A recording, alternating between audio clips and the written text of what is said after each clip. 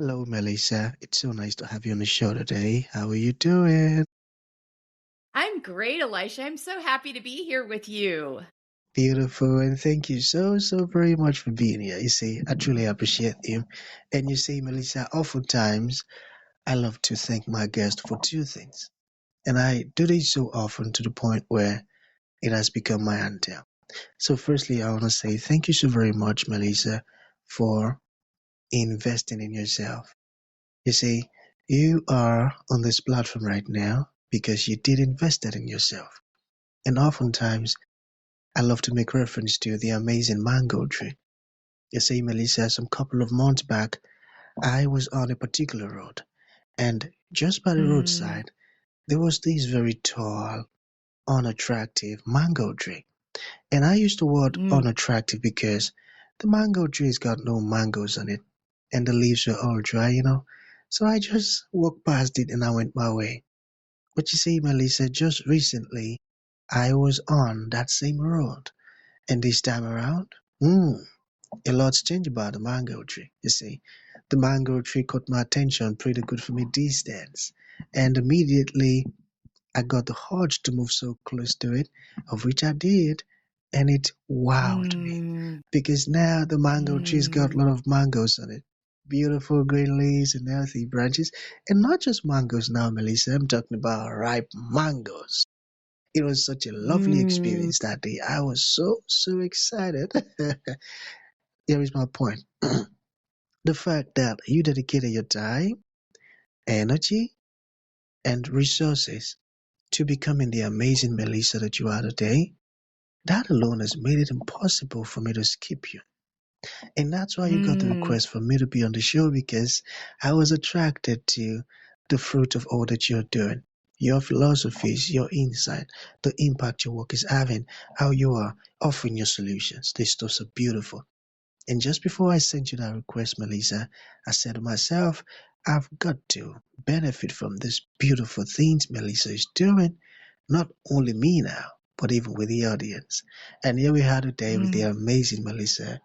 So thank you so very much for doing that to yourself. And secondly, thank you for saying yes to the invite. Because if you had said no, there was nothing Elisha could do about it. Thanks so much. Absolutely. Your kind words mean so much to me. Thank you, thank you.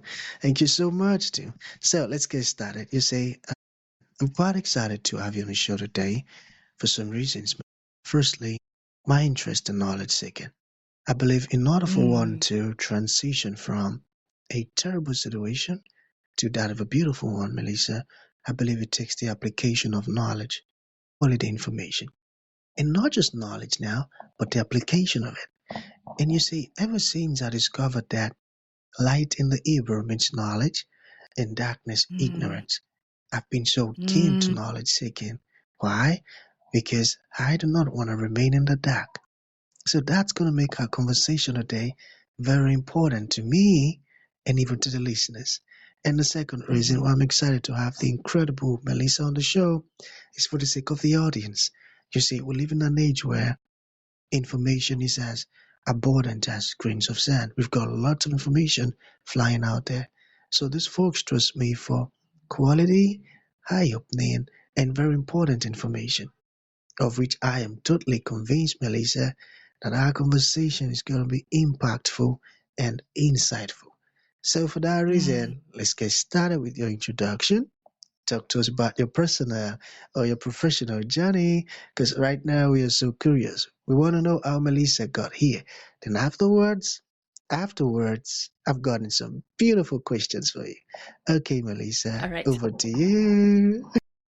All right, Elisha. Well, this journey started with me in 2019, the fall of 2019. I just hit a wall. I ended up in the emergency room twice over a 2-week period with accelerated blood pressure, racing heartbeat. I thought I was having a heart attack the first time.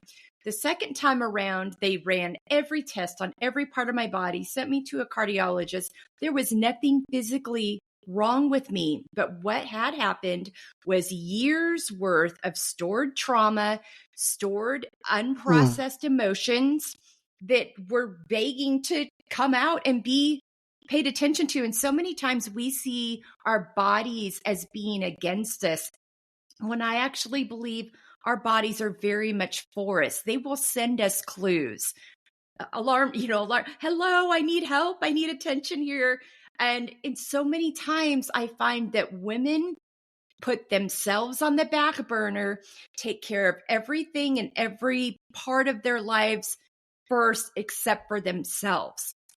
And I really want to reverse that conversation, because that was a wake-up call for me that day, that I needed to get very curious and very connected to what was happening in my body and what she was trying to tell me.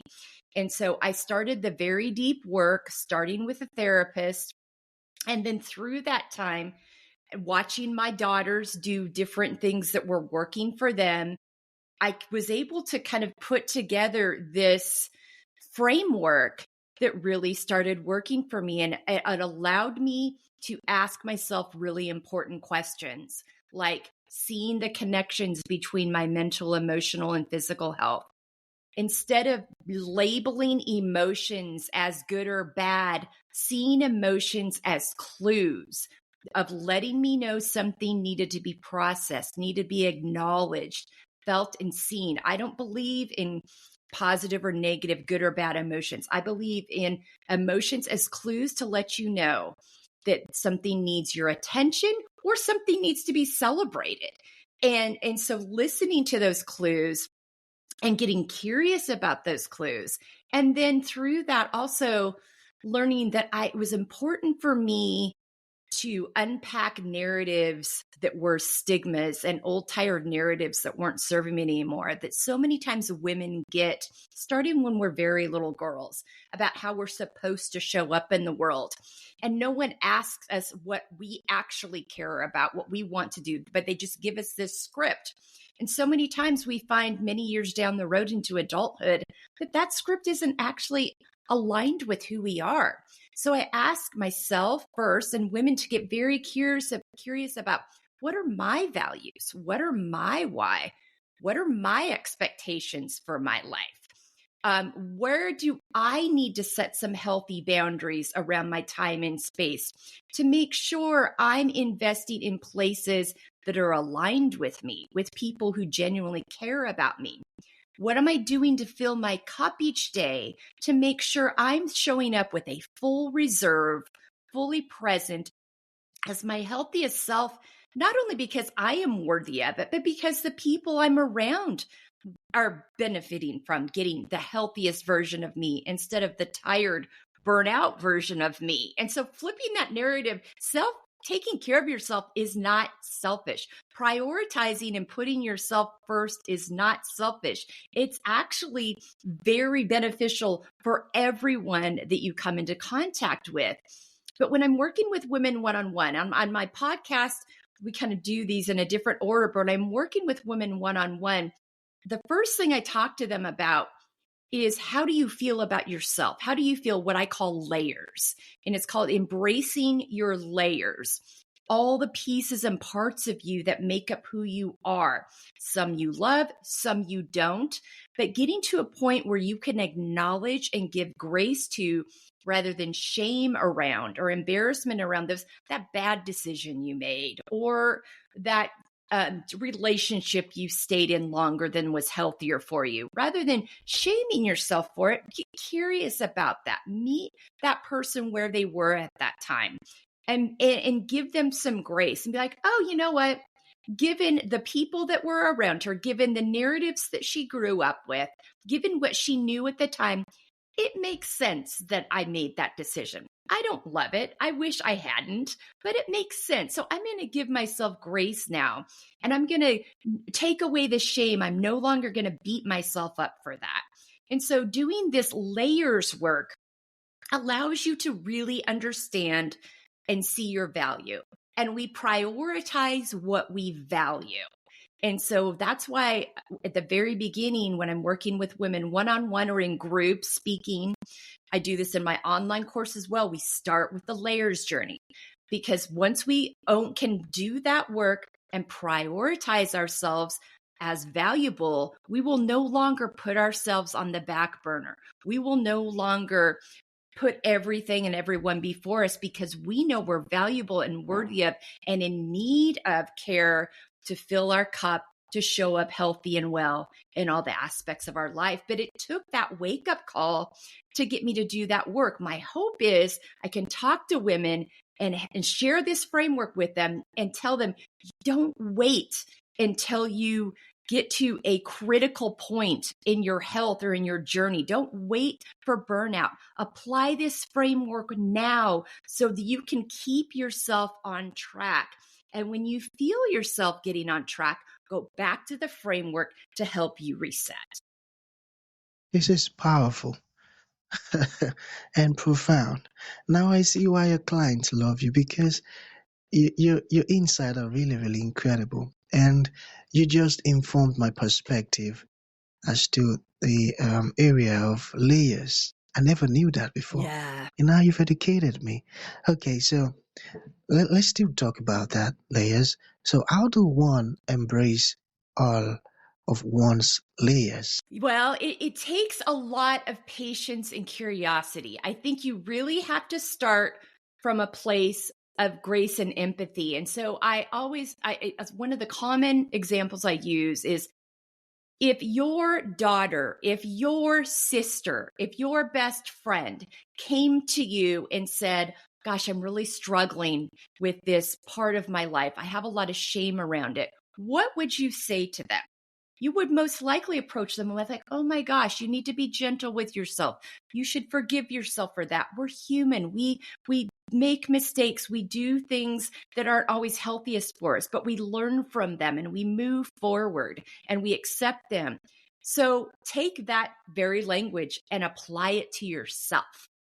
And so when you kind of give that example, I've had a guest on yesterday, Anna Parisi, and she said when she was doing her work, it was a wake-up call to realize that the relationship she had invested in the least was the relationship with herself, and that needed to be the one she invested in with the most because we spend the most time with ourselves. And so it starts with that realization, but a lot of grace, a lot of empathy. And when you feel yourself getting judgmental, replace that with curiosity. That's the key. Curious every time you feel that urge. And I had these notes in my journal and around my house when I first started. Curious rather than judgmental. So you start feeling like you're beating up on yourself a little bit for something. Okay, so where was I in that stage of my life? Why is it that I process that this way? Why is it that get curious, start asking yourself why, start looking at the scenarios around you. Sometimes terrible things happen to us that we have no control over, but we will many times blame ourselves for. And so being willing to be like, you know what? I did not earn that or deserve that.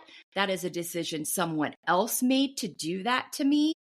And I had no control over that. And just because I was in that place doesn't mean they had a right to take advantage of me in that way. So I'm no longer going to beat myself up or blame myself for that thing that happened to me, that decision I made. So it's that curiosity over judgment, which allows you to really, on those hard layers, on those hard seasons in your life, allows you to change the framework so that you don't have to love that layer, but you can acknowledge it, accept it, and no longer have shame or fear around it. Powerful, I got that. So one need to be curious rather than being judgmental. I got that. Mm-hmm. So let's talk about your podcast. What inspired you to start the F.E.E.L podcast? F.E.E.L. Mm-hmm.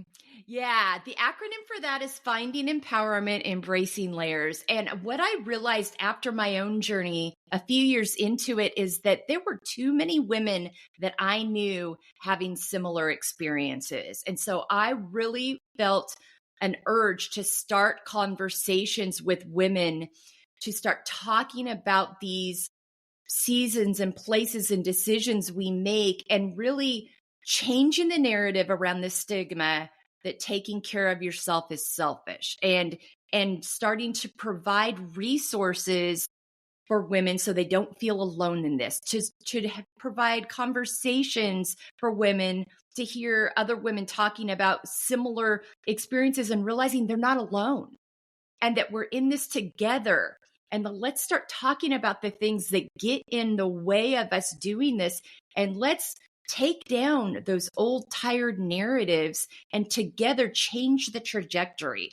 And rather than seeing taking care of ourselves as selfish, my friend Erin Copeland likes to use the word self-full, where we're filling Mm, ourselves up so that we're giving from an abundance in all parts of our lives instead of giving from a deficit. But it was getting those, I'm like, we need to start talking about this, because living by these old scripts and old narratives of putting ourselves last and not tending to ourselves is killing us. It's literally taking us out. It's damaging all parts of our health. And we need to make this move into a different direction. And I really believe in the power of women coming together as a collective to make changes rather than in silos.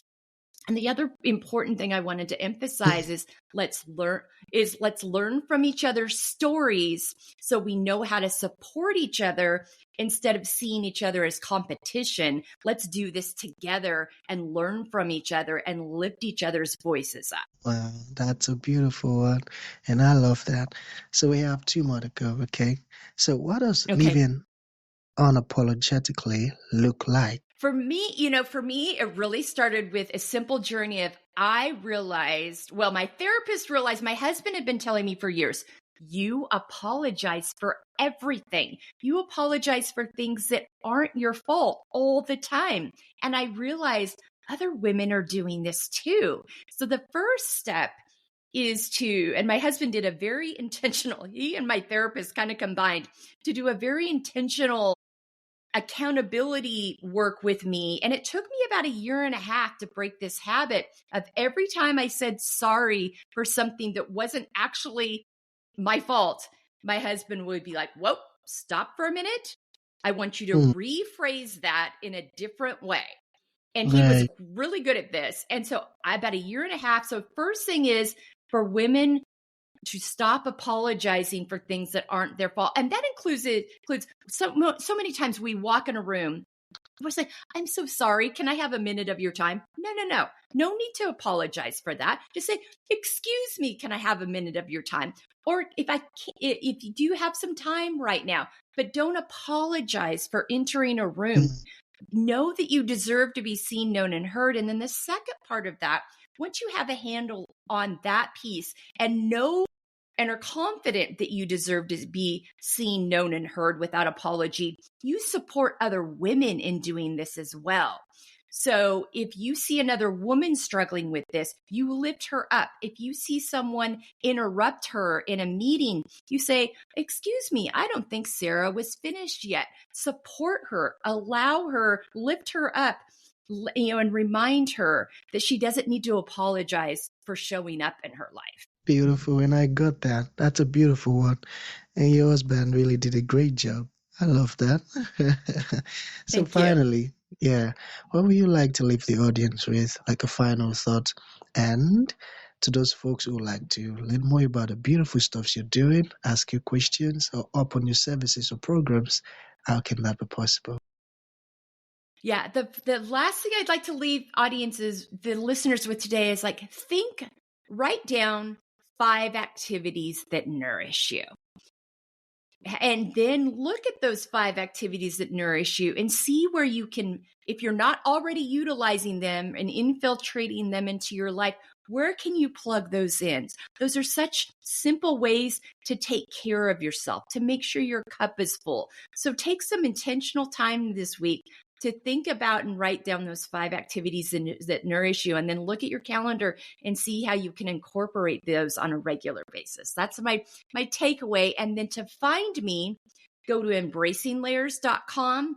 All of our resources, podcasts, panel shows, how to work with me, our online course, our book are all there, our blogs. If you would like to schedule a free 30-minute consultation with me, just go to the contact form on that page and let's set up a time and talk to see how this framework can best serve you and support you in your own journey. Beautiful, beautiful. I love that. So that's going to be the end of the show, Melissa. Thank you for coming and thank you for sharing this powerful stuff with us. You see, it means a whole lot. Thank you. Thanks so much for having me, Elisha.